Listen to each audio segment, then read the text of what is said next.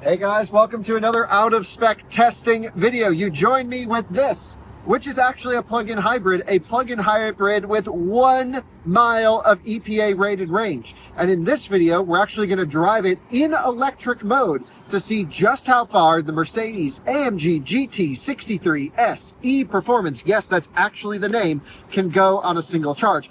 I'm suspecting it will go a lot farther than 1 mile, and I'm actually going to make a prediction that this car will have the biggest difference we've ever seen from rated EPA range to actually real world usable. We might see a 1,000% difference, which raises a whole lot of questions. I'm going to tell you about the electric system in the AMG GT63 SE Performance, as well as, this particular drivetrain is found in many other Mercedes models. You can get it in the S-Class, you can get it in the SL, and I think some other models as well. So let's run through the technical specs, and then we're going to run what I call the coffee run challenge. So join me for a range test, which won't take very long.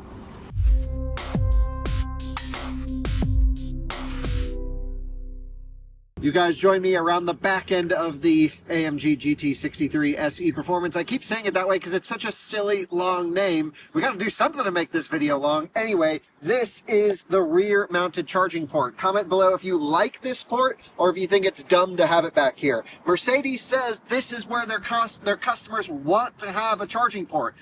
Personally, after using this car for the last few days, I don't love it because every time I back this car into a charging station and plug it in, I feel like everyone's going to think I'm icing the charging station. No one can see it plugged in. But here you have your typical J1772 charging port. It's double flapped. You got your main bumper colored flap here, which I think ruins the aesthetic of the rear of the car having it back here personally. But then, of course, you have your typical nice, very German flap with your J plug, just over about a 3.6 kilowatt onboard charger. Not much, but that's actually okay because wait until I tell you the battery pack capacities.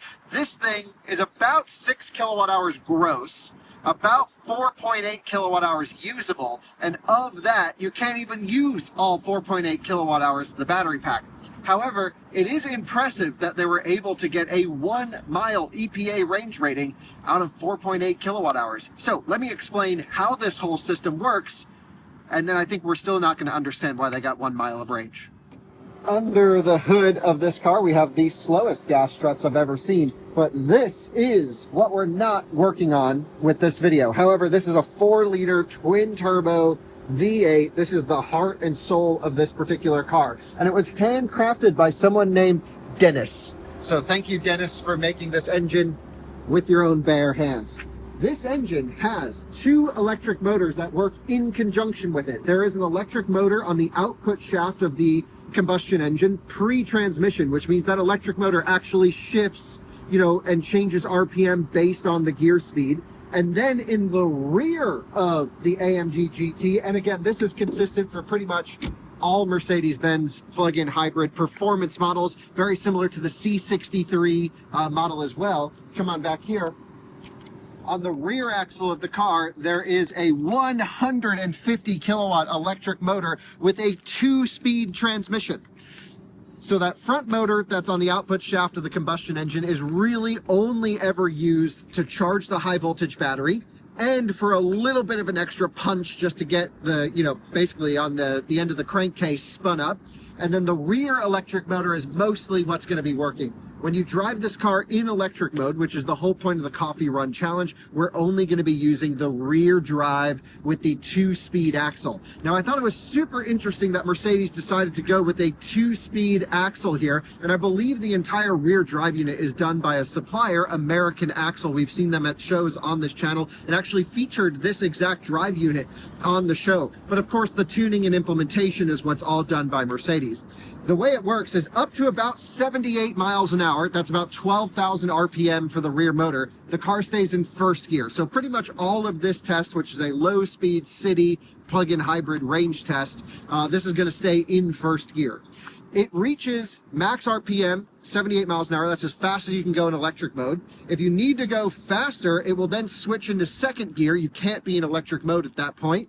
And then it's a really tall second gear. And what's funny is sometimes you'll be driving with the combustion engine in tandem with the electric systems. You'll be hard throttle, 70, 80, 90 miles an hour. As soon as you cross that, mid 70 mile an hour mark, the whole car bogs as the electric motor shifts into second gear, and then you get the extra 150 kilowatt boost again. Super uncomfortable, super weird. Took us forever to figure out what was going on with that one. So what we have here, I mentioned some more details. Let's jump in the car because I want to show you why we can't even use all of that 4.8 kilowatt hour usable here. Starting up the AMG GT makes some noises. It's Easter weekend, so we have some things. Happy Easter that pop up here. By the way, you can see it's not totally smooth, a little glitch going on with the software there. However, the system has been pretty snappy and really nice.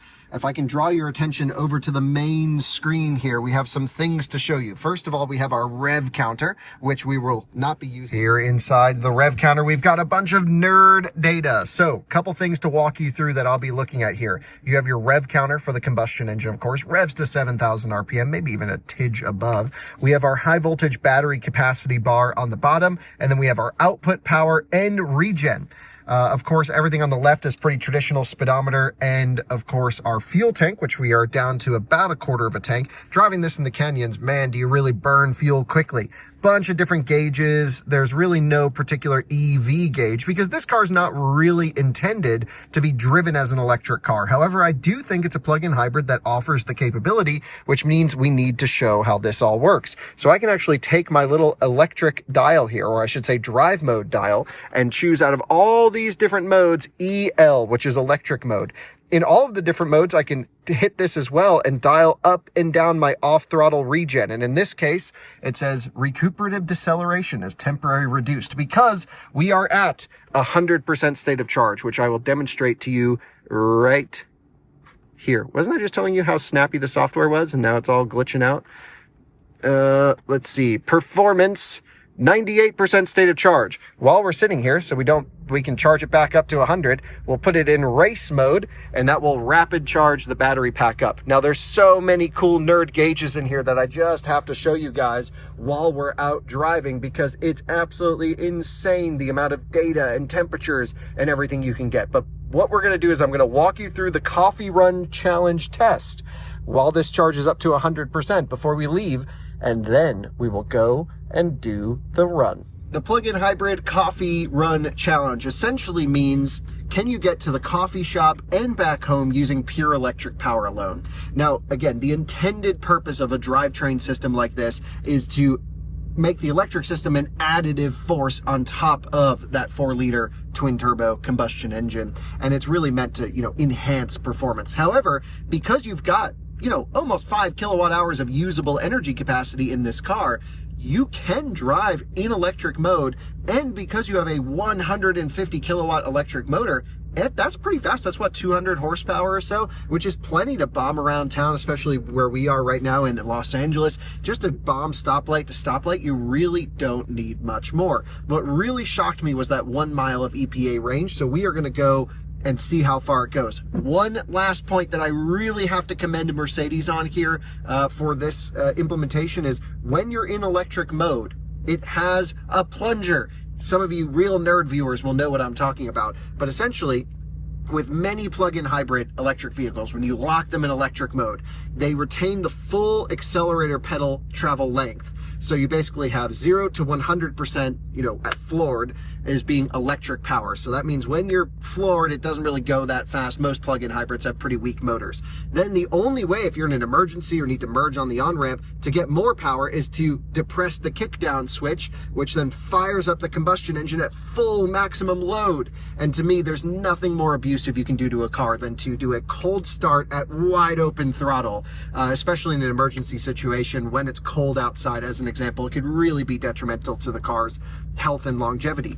What Mercedes does is they say, okay, your 0 to 100% throttle remains, the entire vehicle system output, but only the first 20 or 30% of movement controls the electric portion in the electric mode.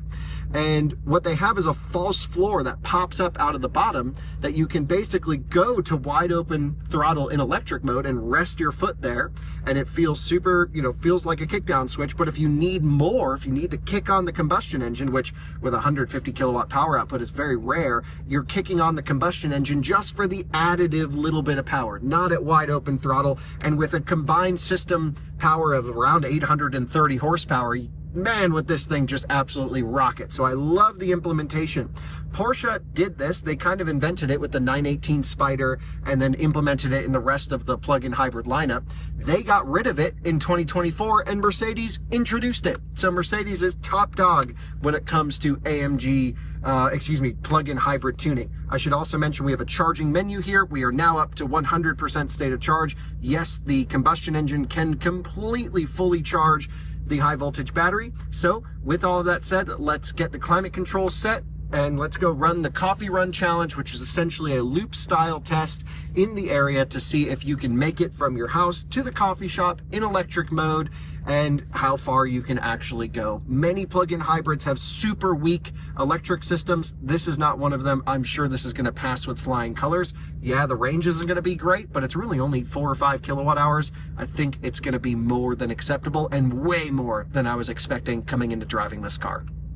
Well, guys, we are about to start the test. You can see our high voltage battery is up to 459 volts, really high voltage for this particular car. And we are basically at, fully charged. It's basically nothing's coming off this high voltage battery. The little engine takeoff motor up here is running enough just to keep the climate control and everything working perfectly. But what we're going to do is now that we're at completely, 100% state of charge, we're going to lock it in electric mode. By going EL, I'm going to hit reset on the trip computer. We're going to go into drive. And as we lose state of charge, I'm actually going to dial up the off throttle regen. It will do blended brake pedal regen. I absolutely love that it says how many amps are coming out of the battery pack and into the motor and everything that's happening. Really great. We have no regen at the moment because we're at 100%.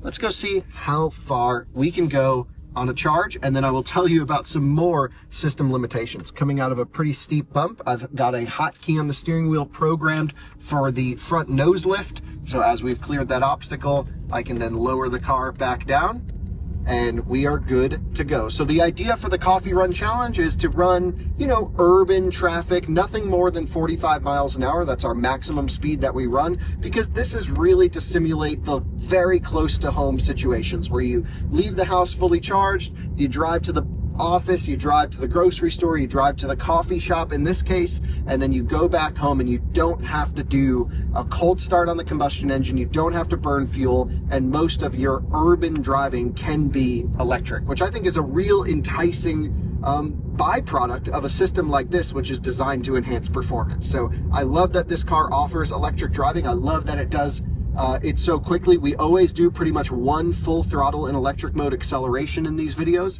so we're going to do that. And the car is indicating 9 miles of range, which is 900% more than the EPA rated range. So I'll keep you updated. I've got more to tell you about this system as we're cruising as well, because it can do some really impressive things.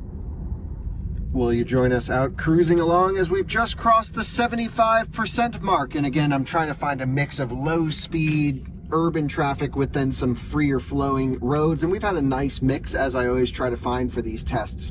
One thing that is super cool about this car, by the way, we've only driven 2 miles, but that's still 200%. That's twice as far as Mercedes says this can go on electric power, and we're only at 74% now. One thing that's super cool about this electric system is, yes, it can only charge 3.6 kilowatts or so from the, level 2 wall socket. Most people would be fine just plugging this into a regular wall plug. You don't even need a level 2 station for a battery pack this size. However, if you do plug it into a level 2, it pretty much charges from dead to full in about 1 hour. And that is because you're really only adding about 3.6 kilowatt hours of usable energy from the wall socket from the level 2 plug. So about an hour is all it takes. You pop in for lunch and bam, you got a full charge battery again. And it is kind of fun because you're always plugging it in wherever you go. Don't be the plug-in hybrid guy that plugs it in and then walks away and then leaves it at the charging station, especially if it's a public charging station, not charging. Just, you know, move the car when it's done. But what it can also do is charge off the combustion engine. Now, the efficiency of the combustion engine goes down massively when you're doing this. But when you put the car into race mode, it targets a rapid charge function of the high voltage battery. That way you have as much electric boost as possible when cruising around. And it can actually charge that little tiny 4.8 kilowatt hour usable battery at 60 kilowatts. I don't know what kind of C rate that is, but about 10 C based off the gross capacity, which is absolutely insane that this Mercedes supports 10 C DC fast charging. E-Golf, check it out. Hell yeah. We love e-Golfs on this channel. More updates to come on mine very soon. 10C charging off the combustion engine, absolutely mega. Just kind of outperforms every other EV. Why can't Mercedes put this tech in their electric cars? Because the battery doesn't even get hot. I'm pretty sure someone might know in the comments, and maybe I haven't read all the technical material yet, but I'm pretty sure the cells are immersion cooled. They must be, because the temperatures, which this car does show all of the temperature data here, which is wonderful. It doesn't even get warm when it's sitting at 60 kilowatt charging, cruising down the highway. The best and fastest way to target a charge from the combustion engine to the high voltage battery is to put it into race mode, manual transmission, or even automatic, and just keep it in, you know, this is a 9-speed transmission, keep it in like 5th, 6th, 7th, a little bit higher RPM cruising down the highway, and man, does it just charge in a matter of minutes. I mean, you're putting many kilowatt hours into this thing very quickly. Now that we passed 75% state of charge, I wonder if I can dial up my regen. Yes, I can. So I've gone to the middle setting. I wonder if I can go all the way to maximum. No.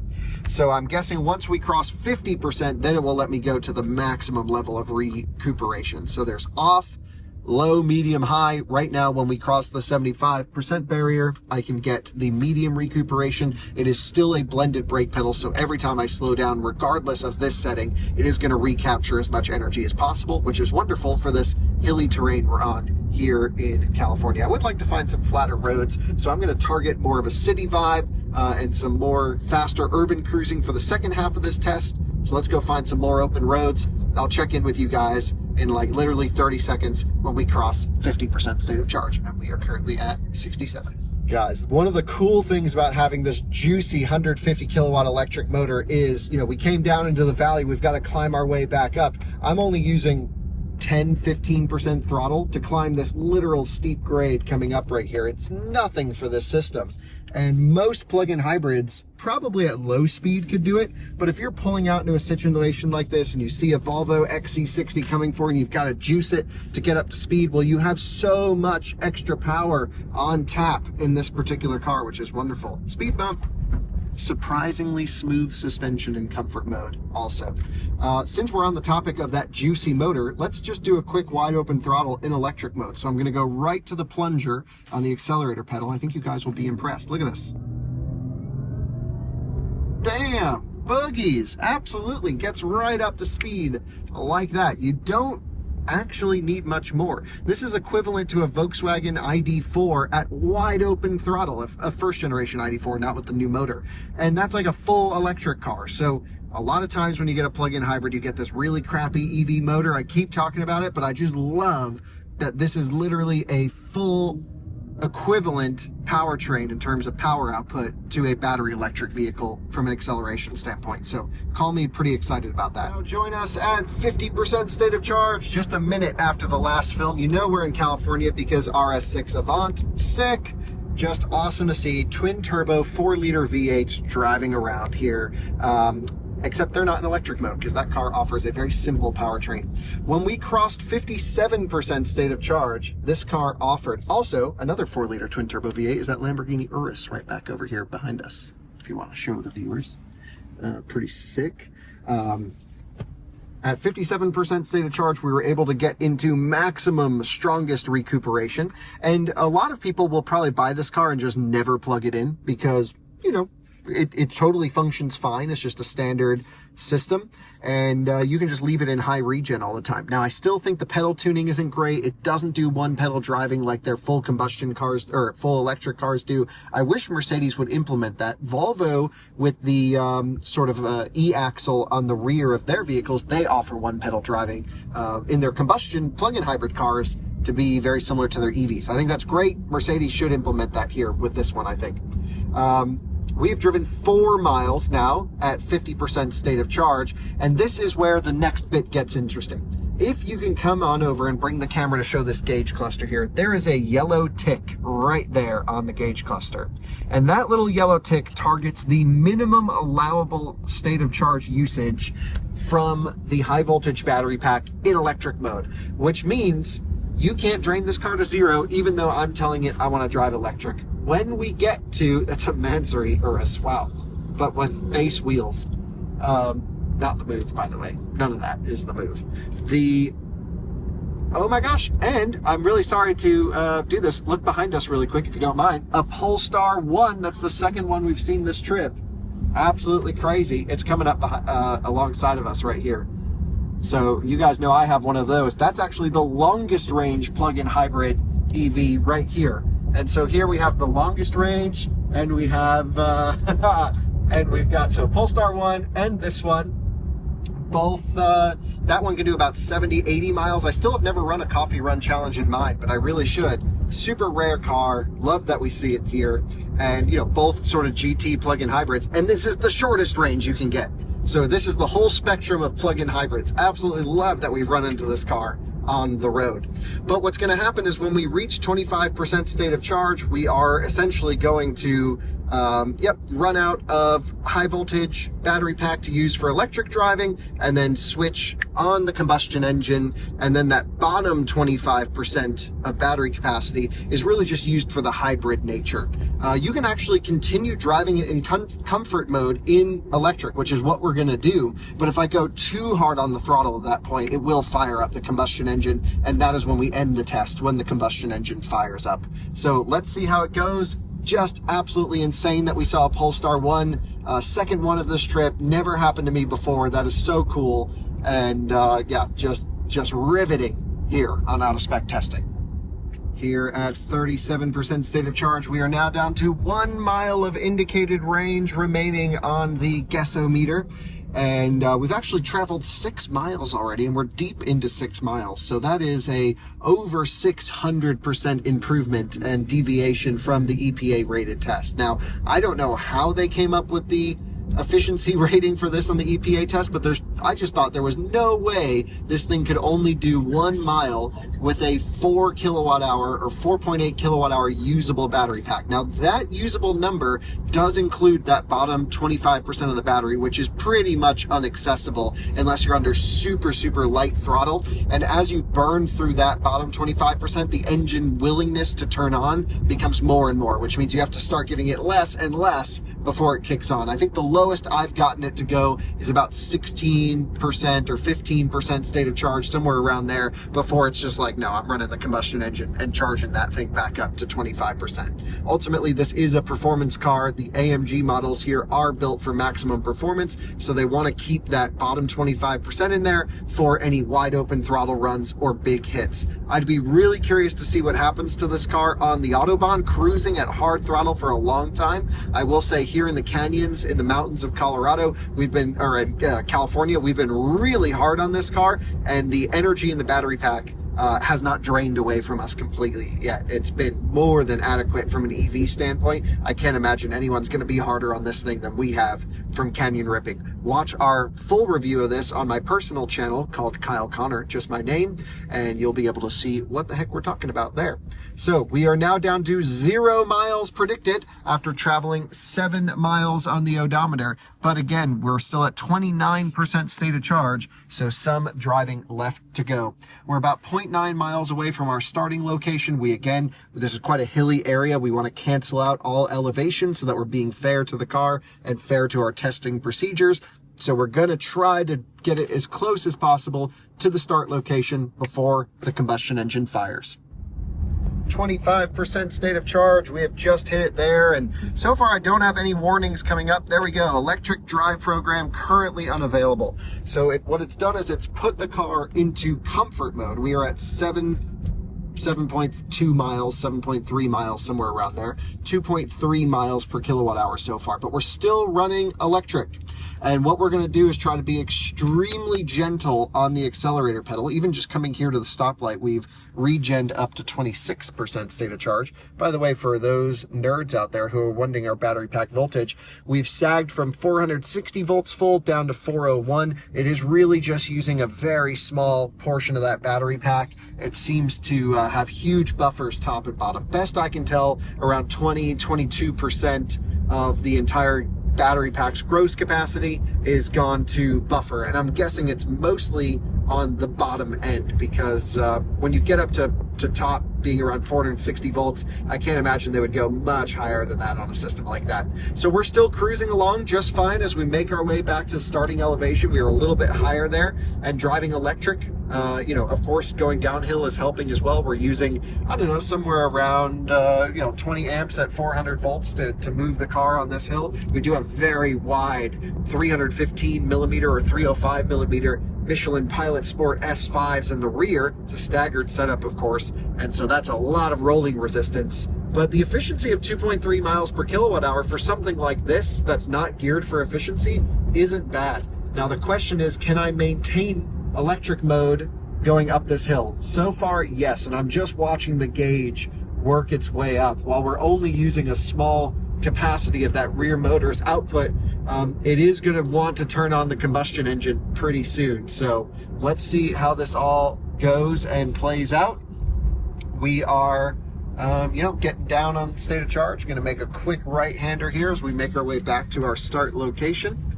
And again, just keeping it in city mode, being gentle on the accelerator pedal. We're down to 23% state of charge. Now in comfort mode. I'll let you know what happens. Guys, we are still out cruising, just being extra gentle with my eye on the power gauge. It's really not that bad. I mean, it's still fine for neighborhood driving in terms of electric stuff. We're down to 19% state of charge on the high voltage battery. Going to engage our front end lift for this function. It does raise pretty fast, actually. Now we're back to lowering. And we're done 9 miles so far. So 900% and more, because we've been at 9 miles for a minute. Now, I'm going to keep going to see how long I can hold it before the combustion engine kicks on, but I can feel that power gauge going up way quicker for less power. Whoa, almost maxed it out there. We're kind of right at the bottom with very limited acceleration, but I'm just curious about what's seeing. Clearly, this car is like a 7-mile range without thinking about it, and then that last, if you really want to squeak out the last little bit, then you really got to, have great throttle control. I just want to know if we can go do 1,000% better than the EPA test. I just want to see 10 miles so bad on this thing. We're down to 18%. I really don't know how much lower it can go. Electric mode is unavailable, of course. And all this stop and go right here isn't totally helping us at the moment. So I'm being so freaking gentle. Oh, it kicked on. There we go. There was no saving it. 17%, 9 miles, probably, let's just call it 9.5 miles of range. So 950% better than factory. And now we should be able to see it charging, yes. So as we build speed and get some engine RPMs especially, you'll see the amps increasing to charge the battery pack. And so, that is just how that will work. It's going to pull it back up to 25% state of charge, and then it's going to return just to a normal hybrid mode every day. So we'll basically head back to the parking lot, which is right over here, and then I'll share my final thoughts and let you guys know what I think about this type of system, and even if it's usable, because Mercedes is not really branding this as a plug-in hybrid. They call it the E-Performance system, which is on all the AMGs, as a performance enhancement. But I think being able to drive in a very short radius from your home, fully electric, and then recharging it back up at home to save the combustion engine, all those cold start cycles, is a real benefit without question. So yeah, I'm a big fan overall of this. So let's go back and I'll share my final thoughts. Well guys, there you have it. I'm gonna call it at 9 miles, not 9.5. I was a little optimistic. It did take a while to tick up to 10. the odometer in this car does not show tenths of a mile in the trip computer, which is a little bit annoying. It's such a nerdy car with so many things telling me battery pack voltages and temperatures of every component. Give me tenth of a mile into the trip computer. Anyway, with all that said, a huge disparity from the EPA rated range to real world. Now that's exciting and interesting and just wild to me that we could end up with such a big difference. But on the other hand, is a realistically 7 mile, everyone's cheering for the AMG back here, is a 7 mile usable, 9 mile if you stretch it, sort of electric plug-in car useful? I would argue yes. I look at many of my trips from my house to the hub, to the office, to Starbucks in the morning, and I'm doing less than 7 miles very often in the car. Now, when I have a 4-liter handcrafted twin turbocharged V8, the last thing I want to do is keep turning it on and off when it's cold. I want it to, when it's on, be worked and used aggressively and,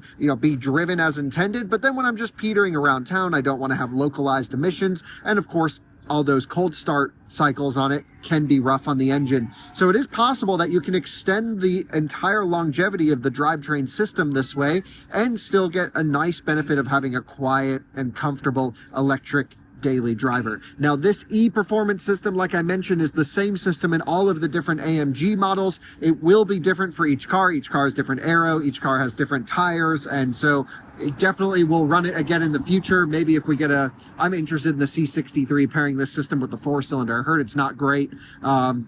This also has some weird bugs and gremlins, which I'll talk about in our full review on my personal channel. However, overall, I think super useful, super nice. I love the fact that I can charge it in 1 hour up to 100%. I wish Mercedes would allow me to go all the way down to 5% or even 0%. That Polestar one that we saw driving around today, when you put it into electric mode, it actually lets you drain the battery all the way out to 0 rather than just in hybrid mode, keeping a lot more buffer in there. Then when it switches to hybrid mode, just charges you back up, which is similar to this car. I understand that wasn't the point, but I want to use all the battery in there. There's so many settings and modes. Let me have full control of the battery pack. With all that said, a huge disparity from what we witnessed today to EPA. I think that's hilarious. Hope you guys will as well. And that is the coffee run challenge. Yes, you can easily have all the power in the world. It's easy to keep it in electric mode with this one. So it passes that, went way farther than EPA in the range test, and overall interesting performance from the